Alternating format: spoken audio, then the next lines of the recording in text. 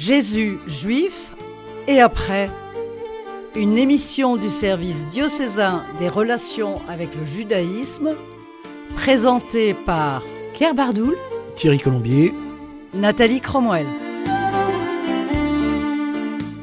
Aujourd'hui, j'ai le plaisir de recevoir Louis-Marie Pommeret. Bonjour Louis-Marie. bonjour. Qui a participé au parcours découverte du judaïsme proposé à Paray-le-Monial dans le cadre de la session pour les 25-35 ans du 10 au 14 juillet 2024. Tout à fait. Je vous remercie d'accepter donc de parler de cette expérience. Vous avez 34 ans, vous enseignez l'histoire et la géographie en collège et vous avez été un temps responsable du groupe des jeunes pros à Nantes. Oui, c'est ça, oui. Donc j'en déduis que vous êtes quand même un jeune catholique engagé qui n'hésite pas à témoigner de sa foi. Alors, vous avez été élevé dans une famille catholique pratiquante et engagée elle-même, puisque vos parents se sont investis dans la création de Radio Fidélité. Qu'est-ce qui vous a amené à vous intéresser au judaïsme ? Ça remonte loin ? Ça remonte loin.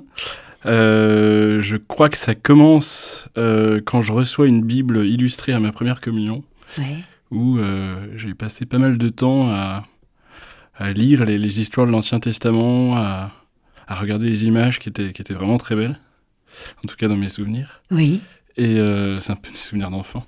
Et puis après, au collège, on a fait un voyage scolaire à Auschwitz, en 3e. Qui vous a marqué ? Qui m'a marqué, bien sûr. Bien sûr, qu'on avait préparé sur une année. Et puis au lycée, j'étais marqué par une phrase de Saint José Maria, où il explique que... Alors, c'est le fondateur de l'Opus Dei. C'est ça, oui, que je fréquentais au lycée à l'époque. Oui. Et où il expliquait qu'il aimait les Juifs parce que Jésus est juif et que le premier amour de sa vie, la Vierge Marie, est juive. Oui. Ça vous a marqué, ça m'a marqué, oui, je m'en souviens. Oui. Et ensuite, après mon lycée, j'ai fait 2 ans de couvent chez les franciscains de Cholet. Et on avait des cours à l'UCO en théologie.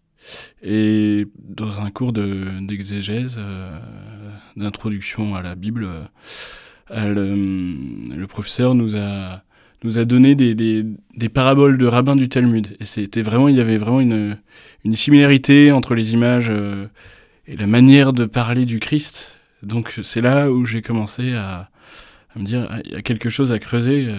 D'accord, ça a été là aussi une autre expérience fondatrice. Oui, je pense que c'est là d'où part vraiment l'intérêt. Vraiment les recherches. Oui, les recherches, voilà. Alors, on peut dire que vous êtes finalement quelqu'un qui vous êtes intéressé très jeune au judaïsme.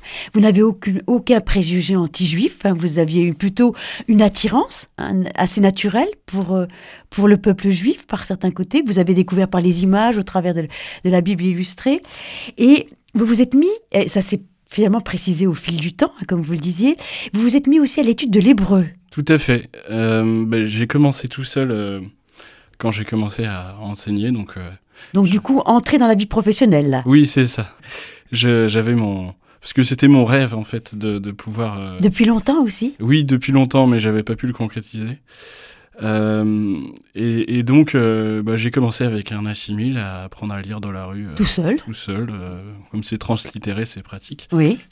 Et après, quand je suis arrivé à la grammaire, il a fallu que je trouve un professeur. Donc ça se complique, là. C'est ça. Dans la rue, c'est un peu compliqué. Oui.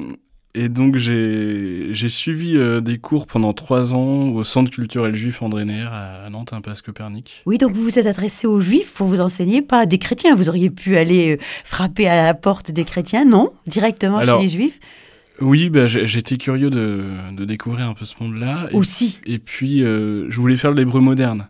Oui. Parce que c'est quasiment la même langue que l'hébreu biblique. Un peu plus simple, mais voilà, tant qu'à faire, si ça pouvait aussi me servir. Et l'idée de faire de l'hébreu moderne, c'était aussi de se dire, je vais rencontrer le judaïsme vivant aujourd'hui. C'est cette idée derrière, non ? Je sais pas si c'est aussi raisonné que ça. Mais enfin, en même temps, c'est intéressant. Ça a été l'occasion pour vous de rencontrer des juifs au centre culturel. Pas de jeunes, si, des jeunes ? Pas de jeunes, quelques juifs, oui. Après, j'allais surtout au cours. Oui.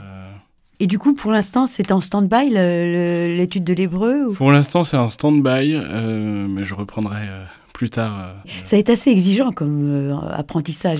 Ça suppose un investissement assez lourd, j'ai l'impression. Enfin, moi, je n'en ai pas fait, mais... J'étais sans doute pas l'étudiant le plus assidu dans son travail, mais j'en ai quand même tiré beaucoup de choses sur toutes les explications, sur les racines, sur la Il y a une richesse. De la langue, tout à fait. Et puis sur l'explication des fêtes juives, telles que les vivent les juifs actuellement, sur plein d'aspects comme ça. Donc j'étais ravi. Et puis, comme c'est un intérêt assez ancien, je pense que... Vous continuerez. Je continuerai. Exactement. Alors... Vous vous êtes intéressé au judaïsme pour lui-même, finalement. C'est ça qui est intéressant. Vous ne vous êtes pas intéressé au judaïsme en tant que racine, enfin, un peu quand même du christianisme. Oui, mais c'est le point d'accroche. Quand même, le point d'accroche, oui. Vous avez senti qu'il y avait une parenté, qu'on en venait, en quelque sorte. Tout à fait. Et puis, dans la suite de votre animé aussi, conduit par votre curiosité, vous vous êtes intéressé aussi aux relations entre juifs et chrétiens, dont vous avez eu une idée par les études d'histoire, j'imagine.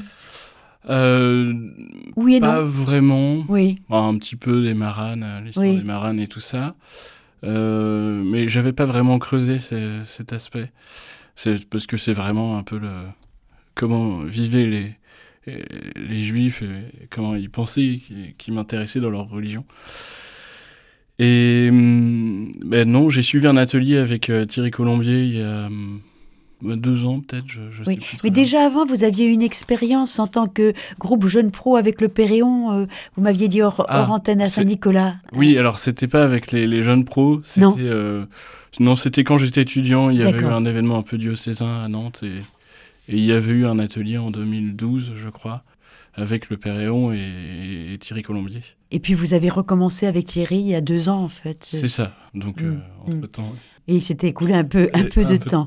Et là, vous avez approfondi cette question des relations entre juifs et chrétiens. Vous avez abordé la déclaration Nostra Aetate. Tout à fait. La déclaration, je le précise pour les auditeurs, la déclaration du Concile Vatican II, qui a été adoptée à l'extrême fin du Concile Vatican II, en octobre 1965. Ça a été un combat très difficile. Ça a été quelque chose de complexe. Une déclaration très courte, mais ouverte, qui a donné ensuite des déploiements intéressants. Et c'est quand même... Alors, vous l'avez perçu comment, cette déclaration Nostra Aetate ? Il y a des choses qui me sont apparues assez naturelles, comme l'idée que le peuple juif est toujours le peuple élu. Oui, alors ça c'est intéressant parce que c'est pas quelque chose qui est forcément acquis pour tout le monde. C'est quelque chose que certains ont du mal à accepter, que le peuple juif soit non seulement le peuple élu, mais qu'il le reste. Oui, je pense que j'ai... Avec une mission qui lui est propre. Oui. Et vous, ça ne pose pas de problème? Alors ça, non. Ce qui m'interroge plus, que j'ai besoin de comprendre, c'est le non-mandat missionnaire de l'Église en tant qu'institution à l'égard des Juifs. À l'égard des Juifs, oui. Qui est un texte de 2015. Oui, c'est beaucoup plus tardif parce qu'il y a eu des déploiements dans la catéchèse, etc. Des textes qui ont complété Nostra Aetate. Et si je veux être courte, pour les auditeurs qui éventuellement ne sauraient pas ce que cette déclaration, c'est quand même une déclaration qui a transformé le regard de l'Église sur les Juifs. Et c'était notamment à la demande d'un historien assez célèbre, qui est Jules Isaac, juif, dont la femme et la fille étaient mortes en déportation, et qui déjà, avant la guerre, avait commencé à rechercher où étaient ces racines d'anti-judaïsme, d'antisémitisme, et il disait ça vient d'un enseignement du mépris. Alors lui, il avait étudié les évangiles, et il disait, mais il n'y a rien qui justifie cela. C'est vraiment... Et il demandait à ce que l'on substitue à cet enseignement du mépris un enseignement de l'estime. Donc c'est ce changement de regard. Et du coup, après, on va dire, bah oui, on n'a pas et c'est ça qui vous pose problème, dites-vous, à convertir les Juifs.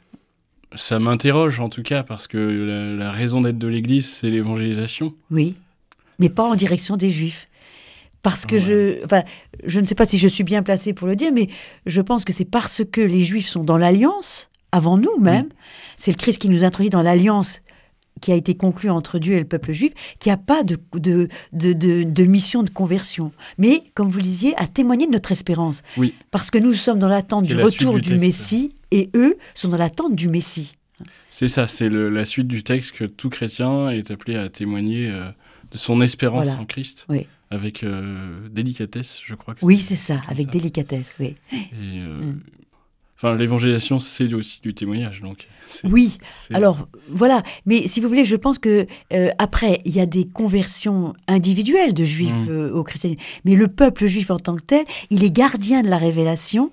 Oui. Et certains ont développé des images intéressantes. C'est comme s'il était gardien d'un foyer dont les chrétiens portent les étincelles au monde. Mais il faut bien que le gardien du foyer reste bien vigilant sur ce foyer de la révélation. Et on se rend compte que certaines idéologies, comme le nazisme, comme aujourd'hui l'islamisme, s'attaquent à la racine, mais le deuxième étage de la fusée, ce seraient les chrétiens. Ils savent très bien que oui, il y a une dépendance des deux. C'est clair dans certains textes. Exactement. Oui. Tout à fait. Alors, c'était l'été dernier, vous vous inscrivez à la session des jeunes à Paray-le-Monial. C'était pour vous une première ? Oui, une première session sur le judaïsme en tout cas. Oui. Pas une première session à Paray. Mais Paray, vous connaissiez ? Oui, tout à fait. Vous y aviez déjà suivi des sessions ? Oui, j'avais suivi le forum Zaché sur la doctrine sociale de l'Église au mois de mai, donc la même année. Et dans l'enfance, vous y étiez aussi allé avec vos parents ? Exactement. Oui. Donc vous connaissez la communauté de l'Emmanuel. Vous l'avez rencontré lors de vos études, m'aviez-vous dit, c'est ça ? C'est ça. En fait, j'étais à l'ICES à La Roche-sur-Yon et il tenait l'aumônerie de l'ICES.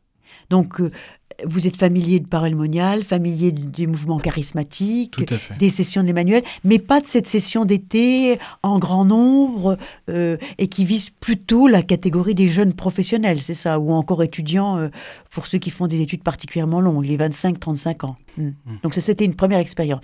Alors, il y a plusieurs types de propositions et vous avez suivi ce parcours découverte du judaïsme. Oui, c'est ça. Ça, c'est quelque chose que je voulais faire depuis longtemps. Et donc, vous y êtes allé avec l'intention de suivre ce parcours. Exactement. D'accord. Oui. Alors, je rappelle aux auditeurs que vous suivez l'émission du service diocésain des relations avec le judaïsme. Je suis dans le studio avec Louis-Marie Pommeret, qui a participé cet été donc à la session des jeunes à Paray-le-Monial et qui a suivi le parcours découverte du judaïsme. Alors, nous allons y venir. Alors, c'est une session qui a duré cette année 4 jours, un peu réduite par rapport aux années précédentes en raison des événements, des Jeux Olympiques. Tous les événements ont été un peu réduits dans le temps et en nombre. Et c'était 4 jours intenses. Qu'est-ce qui vous a le plus marqué dans ces 4 jours ? Alors déjà, c'est la rencontre avec des jeunes juifs. C'était une première à ce niveau-là ? Tout à fait. Enfin, oui. Oui, en tout cas, des jeunes de mon âge, oui. Et les échanges qui ont été assez intéressants. Entre vous ? Entre nous. Et puis, en fait, on a vécu un office du Shabbat avec le repas du Shabbat, le vendredi soir et le samedi midi. Et ça concrétisait des choses que j'avais pu lire. Et par exemple, quand on vit le repas du Shabbat, il y a tout de suite un lien qui se crée avec la messe.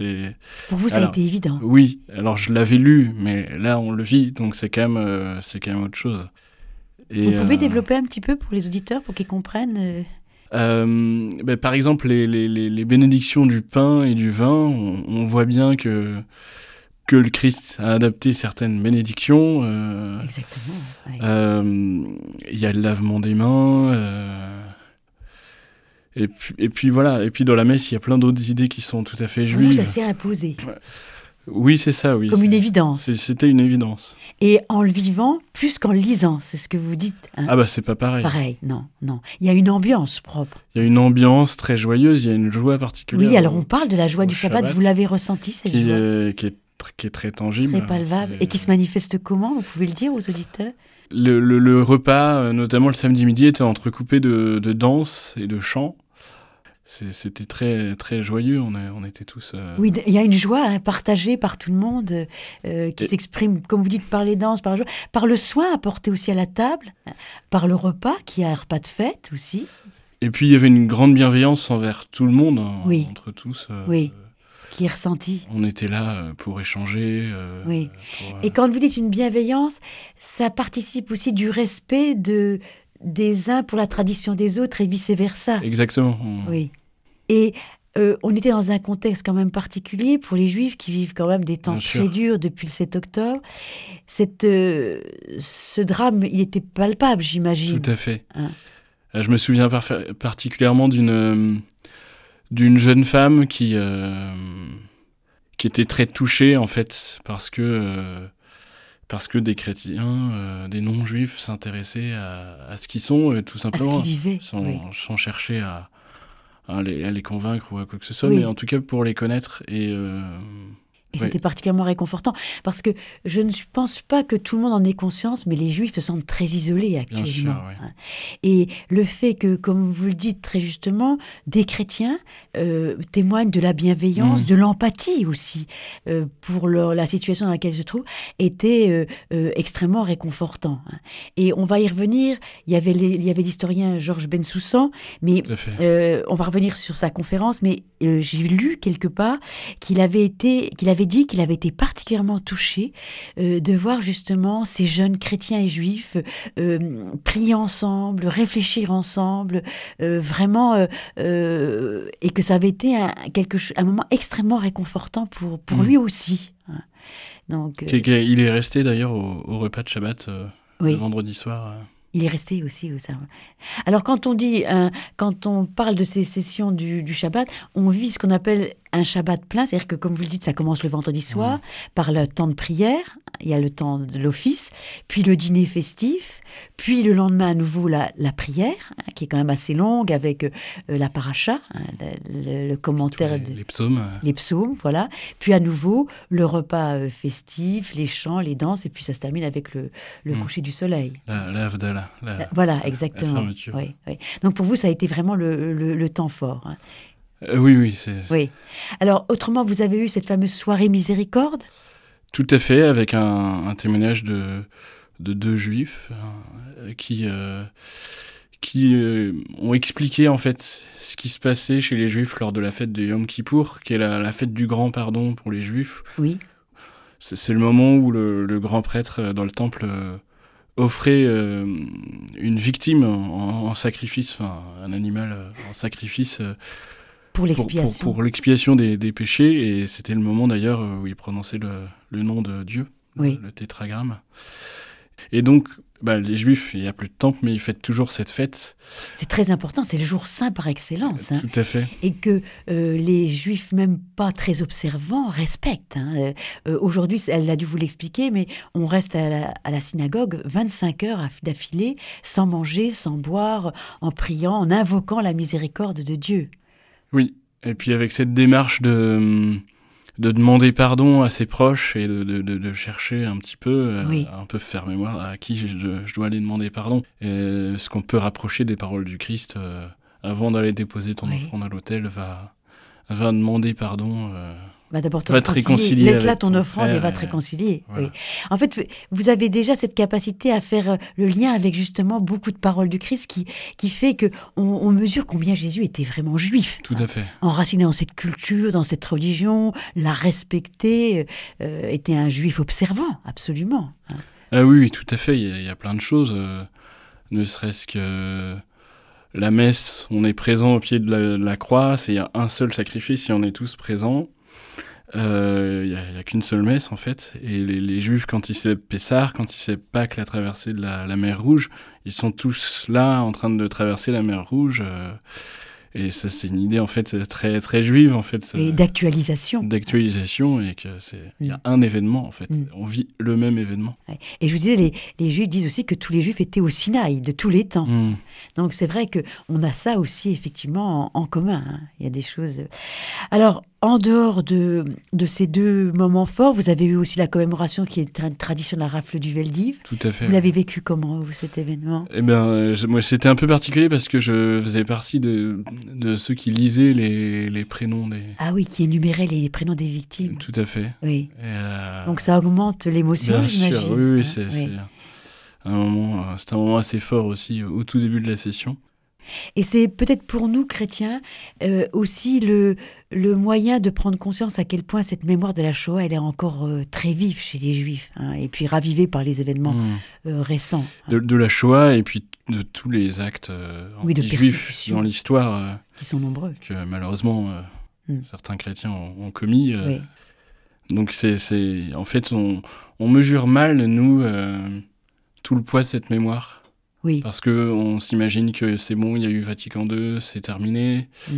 Mais en fait, Vatican II, c'est très récent, finalement, à l'échelle de l'histoire. C'était hier. Donc, une mémoire comme ça disparaît pas. Non. Il y a qu'à voir, je sais pas, la mémoire des guerres de Vendée ici. Oui.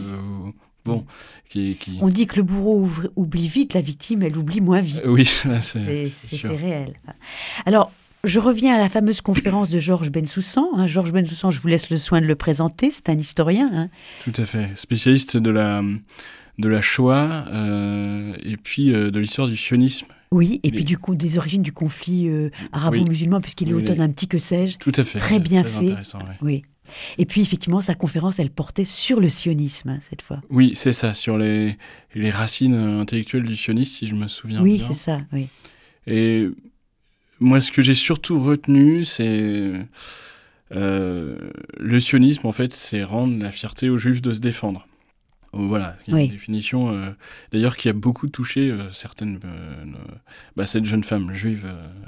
dont vous parliez tout à l'heure. Dont je parlais tout à l'heure. Elle a pris conscience de quelque chose. Et oui, en fait, c'est ça. Après, leur rendre leur dignité, leur droit de... Tout à fait. Leur droit d'exister, en fait, c'est ça ce qu'il explique. Au-delà de tout discours politique, etc., voilà. C'est ça. Oui. Voilà. Donc c'est vrai que c'est un historien extrêmement intéressant, très pédagogue, qui intervient beaucoup. Il avait été un peu mis de côté parce qu'il a écrit il y a 20 ans un ouvrage qui était finalement assez prémonitoire, mais qui avait déplu, les territoires perdus de la République. Et aujourd'hui, il revient un peu sur le devant de la scène, et il est très précieux pour expliquer certaines choses. Et puis, il n'est pas dans une démarche ni d'idéologue, ni de politicien, mais d'historien, et de véritable historien. Oui, parce qu'en plus, il explique, il reconnaît bien qu'il y a deux légitimités qui s'affrontent sur un même territoire, la légitimité palestinienne et la légitimité israélienne. Et en fait, lui, c'est un historien. Non. Il n'est pas là pour... C'est pas un homme politique. Voilà, tout à fait, pour faire de la politique. Alors, vous avez suivi également des ateliers, puisqu'il y a une proposition assez large. Vous, qu'aviez-vous retenu alors ? J'ai beaucoup été marqué par l'atelier sur la cache-route. Donc la cache-route, c'est toutes les règles juives qui ne sont pas forcément que alimentaires. Parce que... Alors, je précise qu'il faut peut-être expliquer ce que veut dire le mot kasher, ça veut dire conforme. Oui. C'est ça. Donc c'est pour ça que vous dites que ce n'est pas forcément qu'alimentaire. Oui, c'est ça, oui. Et donc, 613 commandements. Oui. Et donc, en fait, ce qui est intéressant, c'est que ces règles, elles sont pas juste là pour être appliquées comme ça, mais pour permettre, en tout cas, c'est ce que j'ai retenu de cette conférence où le conférencier avait pris l'exemple du lait et de la consommation du lait et de la viande. Qui est interdite. On mange pas en même temps. Oui. Et donc, il y a toute une réflexion derrière pour le respect de la vie, Oui, on ne mélange pas la vie et la mort, c'est ça. Oui, voilà. Il y a l'idée. Pour se remémorer et y penser au respect de la vie. Quand on mange. Et en fait, moi, ce que je crois comprendre aussi, que c'est derrière ces règles alimentaires qui paraissent à certains extrêmement contraignantes et sans sens, c'est l'idée aussi que l'homme est avant tout un être, je dirais, spirituel. Enfin, il ne doit pas se comporter comme un animal, se laisser guider uniquement par son instinct. Il y a une réflexion, et puis que tout acte est sous le regard de Dieu. D'ailleurs, il y a les bénédictions qui précèdent le repas, et que et que c'est une façon aussi de se limiter, et d'être peut-être qu'on aurait y pensé pour se prémunir contre la malbouffe, je dirais. Oui, et que les actes qu'on pose en fait sont pas neutres et qu'il y a une vraie éthique. Rien n'est neutre. Rien n'est neutre. C'est très important dans le judaïsme, c'est l'importance de la responsabilité de tout comportement. C'est vrai. Alors malheureusement, on va déjà arriver à la fin de cette émission, et je retiens que finalement, pour vous, cette session n'a pas été une découverte du judaïsme, puisqu'il y a longtemps que vous vous y intéressez, mais plutôt, elle vous a aidé à passer de la connaissance théorique, tout à fait, ou livresque, à l'expérience, du savoir au vécu, c'est ça. C'est exactement ça. Par exemple, sur le Shabbat, sur la Exactement. cacheroute, sur la miséricorde. Vous avez également, ça a été aussi l'occasion de rencontres avec de jeunes juifs, ce qui n'avait jamais été finalement tellement possible. Et puis, alors dernière petite question, il y a eu également des échanges entre les jeunes chrétiens des autres parcours et vous qui suiviez ce parcours découverte du judaïsme et des juifs et des jeunes juifs, oui. Alors, des jeunes juifs avec les autres. Oui, non. Ça, je sais pas. Oui. Mais Entre vous et moi les avec les autres participants, oui, bien sûr. Oui. Et certains ont manifesté de l'intérêt, ont évoqué l'idée que peut-être une année prochaine, ils suivraient ce parcours. Oui. Plusieurs personnes étaient intéressées, mais il fallait faire des choix. Donc vous avez senti qu'il y a des jeunes chrétiens comme vous aussi qui s'intéressent. Tout à fait. Qui sentent dans le judaïsme qu'il y a des racines de leur foi et qu'il y a quelque chose à creuser. Ça qui est très, très intéressant. Alors, vous êtes reparti avec un désir, c'est celui d'approfondir le sionisme, justement, quelque chose qui n'était pas forcément quelque chose qui vous intéressait a priori. J'avais commencé au moment du 7 octobre à creuser cette question-là. Qui, effectivement, à la base, ne m'intéressait pas plus que ça. Enfin, après, il y a des étapes. On ne peut pas tout creuser en même temps. Voilà, exactement, tout à fait. Mais voilà. Oui. Alors nous arrivons donc à la fin de l'émission. Je vous remercie, Louis-Marie Pommeret. Vous avez suivi l'émission du service diocésain des relations avec le judaïsme. Merci Charles qui était à la technique.